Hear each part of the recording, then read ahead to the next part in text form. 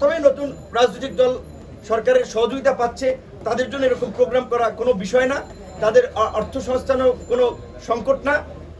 তাতে মাফিয়া লুটেরারাই রাজনীতিতে আধিপত্য বিস্তার করেছে। পেশি শক্তি এবং ক্ষমতা কেন্দ্রিক রাজনীতিতে টাকা পয়সা, কালো টাকার একটা আধিপত্য সবসময় ছিল। এখন আমি যদি আমার বাসায় টাকা রেখে, ব্যাংকে টাকা রেখে, আমার অন্য সহকর্মীদের টাকা রেখে, এই যে আমার বিকাশ স্টেটমেন্টটা দেখায় 2000 টাকা আছে, তো এইটাই কি আমার টাকা? এখন এইটা দ্বারা তো আর, আমি বলছি শোনেন, এখন এইটা দ্বারা তো প্রকৃত চিত্র না। এখন বিষয়টা কার অবৈধ টাকা আছে, বৈধ টাকা আছে, সেই বিষয়টা নিয়ে আমরা কথা বলবো না। কিন্তু বাংলাদেশের প্রেক্ষাপটে রাজনীতি করতে এবং রাজনৈতিক দল পরিচালনা করতে হলে টাকার প্রয়োজন হয়। আমরা সেটা হারে হারে টের পাচ্ছি। আমাদের টাকা নাই বিধে এই মুরগির খোপের মতো একটা কার্যালয় আপনাদেরকে বসাইয়া, ঘামাইয়া, ভিজাইয়া এই যে সংবাদ সম্মেলন করতেছি, নিজেরা কষ্ট করতেছি। আমাদের সক্ষমতা নাই বিধে আমরা তো জাঁকজমকপূর্ণভাবে ওইভাবে প্রোগ্রাম করতে পারি না। রাজনীতি যদি কেউ বলে পাবলিক দেয়, অমুকে দেয়, এইটা অনেক ক্ষেত্রে ভুল কথা। যদি নিজের দলীয় নেতাকর্মীরা সাপোর্ট না করে, পাবলিক খুব বেশি সহযোগিতা করে, একটা মোমেন্টামে করে। তবে নতুন রাজনৈতিক দল সরকারের সহযোগিতা পাচ্ছে, তাদের জন্য এরকম প্রোগ্রাম করা কোনো বিষয় না, তাদের অর্থ সংস্থানও কোনো সংকট না। যদিও আমরা বিরোধী দলে থাকা অবস্থায়ও আমাদেরকে নিয়ে নানান ধরনের প্রোপাগান্ডা চালানো হয়েছে, এখনো চালাচ্ছে।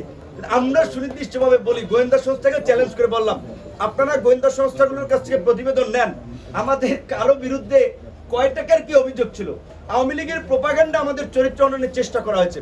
আর এখনকার যারা পরিচিত নেতৃবৃন্দ ছিল, তাদের কোথায় কি আপনারা খোঁজ নেন। আরেকটা কথায় ভাই যেটা বলেছেন যে প্রধান উপদেষ্টা এবং প্রেস সচিবের রেফারেন্স দিয়ে গণমাধ্যম সর্বকালের সেরা স্বাধীনতা ভোগ করছে, কথাটি কতটুকু সত্য সেইটা তো গণমাধ্যম কর্মীরাই জানেন। প্রধান উপদেষ্টা অবশ্যই একজন প্রগতিশীল চিন্তা ভাবনার মানুষ, আন্তর্জাতিকভাবে সম্মানিত এবং সমাদৃত একটি মানুষ, পশ্চিমা দেশে থেকে চলাফেরা করে, তার আমি মনে করি একটা উদার মানসিকতা আছে। এখন তিনি হয়তো ভাবছেন তার মতো সবাই উদার, কিন্তু তার আশপাশে যারা আছে সরকারে, তারা কতটুকু উদার, কতটুকু প্রগতিশীল, কতটুকু তার মতো চিন্তা করছে, সেটি তো তার গত 6 মাসে বোঝা উচিত। তার সরকারের প্রতি যেভাবে দলমত নির্বিশেষে 6 মাস আগে সমর্থন ছিল একচেটিয়া, সেই সমর্থন আজকে কেন রাজনৈতিক দলগুলো সন্দেহ সংশয়ের চোখে দেখছে?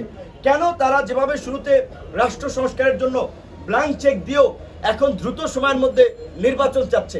কেন সরকারের নিরপেক্ষতা নিয়ে প্রশ্ন তুলছে? তো আমি প্রধান উপদেষ্টার কাছে এটা বলবো, মাননীয় প্রধান উপদেষ্টা, আপনি অত্যন্ত একজন সম্মানিত বিজ্ঞ ব্যক্তি। আপনার দুর্দিনে এই ছাত্র নেতৃবৃন্দ অনেকে যখন আপনার দ্বারে কাছেও ছিল না, আপনি যখন ছিলেন না, তখন এই গণ অধিকার পরিষদের এই ছেলেরা, এই মেয়েরা মশাল মিছিল করেছে ডক্টর ইউনূসকে হয়রানির প্রতিবাদে, সেমিনার করেছে এই judicial harassment on doctor Yunus, তার পাশে ছিল। কোনো আমরা উচ্চাকাঙ্ক্ষার সুবিধা লাভের জন্য না, দেশ এবং জাতির প্রয়োজনে। তার প্রতি আমাদের অনুরোধ থাকবে, আজকের এই সংবাদ সম্মেলনকে আমলে নিয়ে এই আদামরা উপদেষ্টা পরিষদ, এই দুর্বল উপদেষ্টা পরিষদ পুনর্গঠন করে আপনি একটি অবাধ, সুষ্ঠু, নিরপেক্ষ নির্বাচনের মধ্যে দিয়ে রাষ্ট্র সংস্কার করে জাতিকে একটি নতুন দিশার সন্ধান দিন। অন্যথায় এই দেশ একটি সংকটে পড়বে, আপনিও হয়তো অসম্মানের মধ্যে দিয়ে আপনার বিদায় নেওয়া লাগতে পারে। কারণ যেভাবে দেশের পরিস্থিতি তালগোল পাকাচ্ছে, আমরা খুব উদ্বিগ্ন এবং আমরা সংশয়ের মধ্যে আছি। সেই কারণেই আজকে আপনাদের সামনে এই কথাগুলো বলা। ধন্যবাদ।